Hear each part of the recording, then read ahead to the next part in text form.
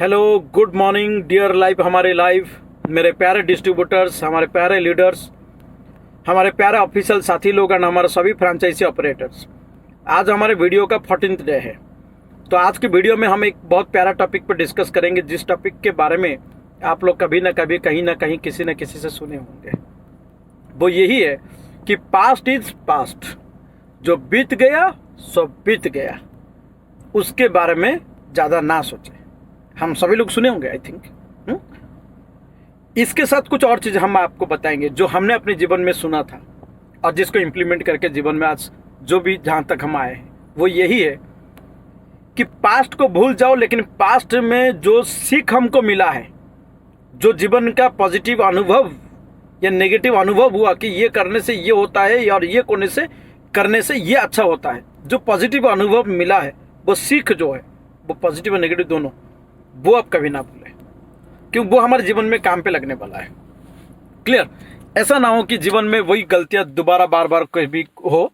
इसीलिए पास्ट में जो भी कुछ हमने अच्छा चीज को सीखा उसको कभी ना भूले, वो जीवन में इंप्लीमेंट करें आने वाले समय के लिए, अभी और आने वाले समय में। जो गलती हमने जाना ये करने से ये गलतियां होता है तो उसको ना दोहराए।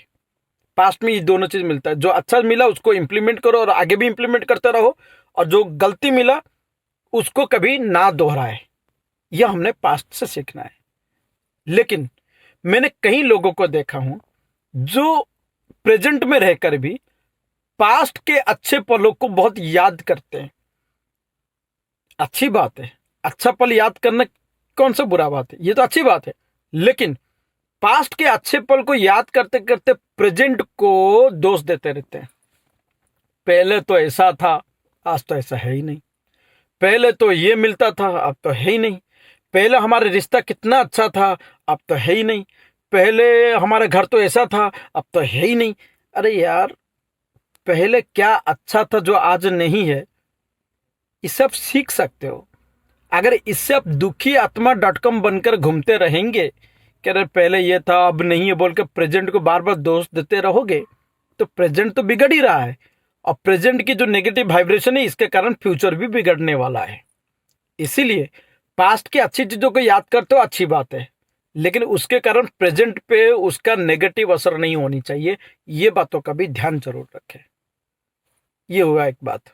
उसके बाद एक बहुत बढ़िया बात है, मैंने अपनी प्रोफेशनल फील्ड से डायरेक्टली लिंक करके बताता हूं। मैंने मेरे जीवन में कुछ ऐसे लोगों को मिला भी हूं और आजकल भी मिलते रहता हूं, जो लोग कहीं ना कहीं, जैसे हमारा डायरेक्ट सेलिंग कंपनी है, डियर लाइफ है, हम इसमें काम करते हैं।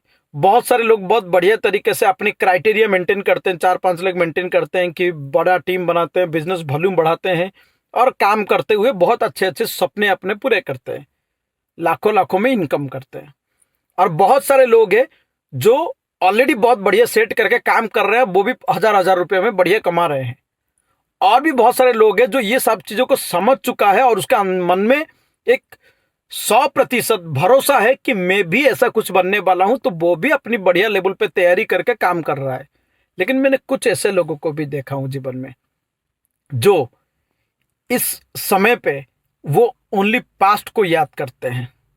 कि मान लो वो डियर लाइफ में काम कर रहा है, डायरेक्ट सेलिंग में काम कर रहा है, लेकिन वो पास्ट को याद करता है कि पास्ट में उसके जो दोस्त थे, कोई नौकरी में था, तो वो सोचता है कि मैं भी, हम लोग साथ में नौकरी करते थे, लेकिन आज मेरा कुछ खास डेवलप नहीं हुआ है, लेकिन मेरा वो दोस्त आज एक के 50,000 60,000 कमाने लगा है, या 70,000 80,000 कमा रहा है जॉब में या कोई और जगह पे। अगर मैं वहां पे होता तो शायद मैं भी आज उतना कमाता, लेकिन आज मेरे पास 8-10 हजार भी इनकम नहीं है, सोचता है। सोचिए तो ये कितनी गलत बात है। क्या उसको ये सोचने से सॉल्यूशन हो जाएगा?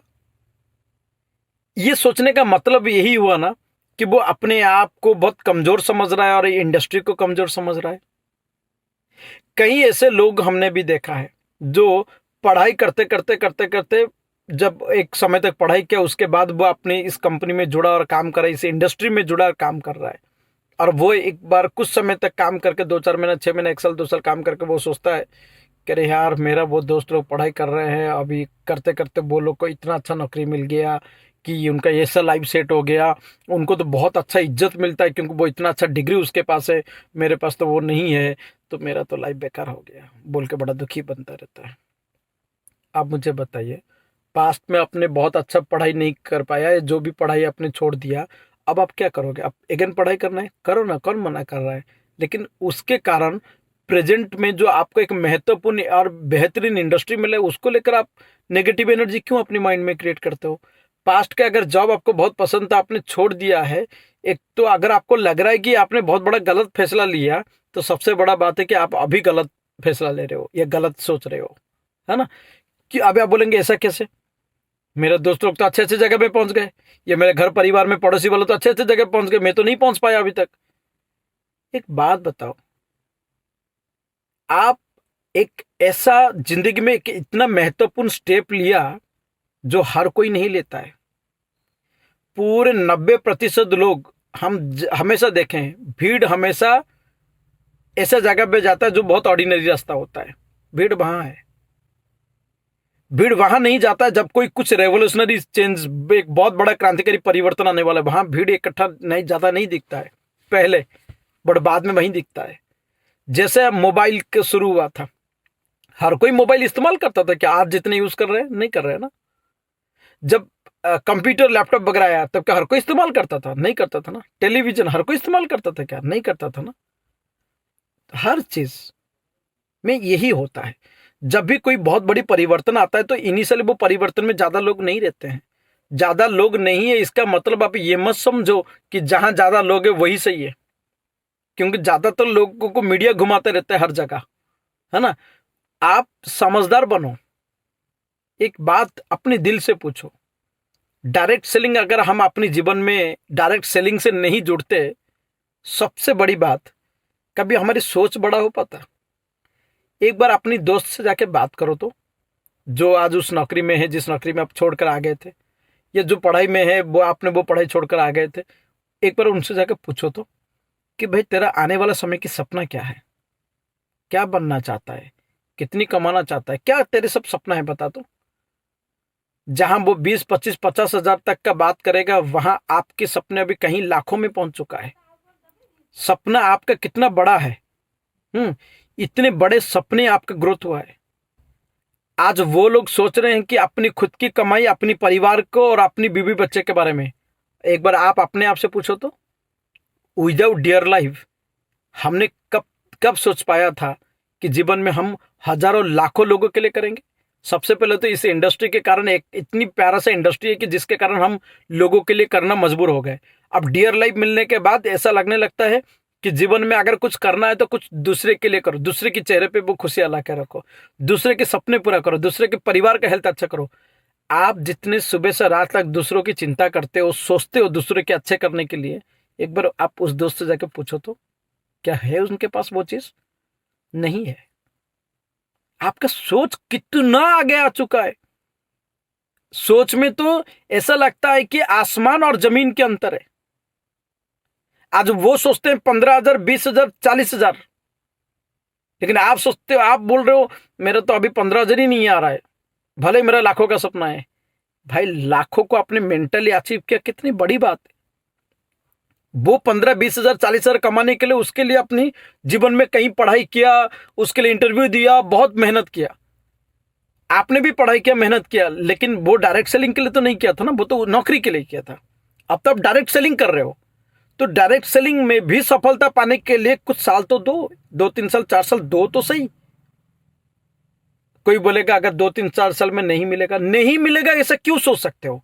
20, 20 साल पढ़ाई करते हो, कभी नहीं सोचते हो अगर नौकरी नहीं मिलेगा तो क्या करूंगा, ये सोच के तो पढ़ाई नहीं करते हो ना।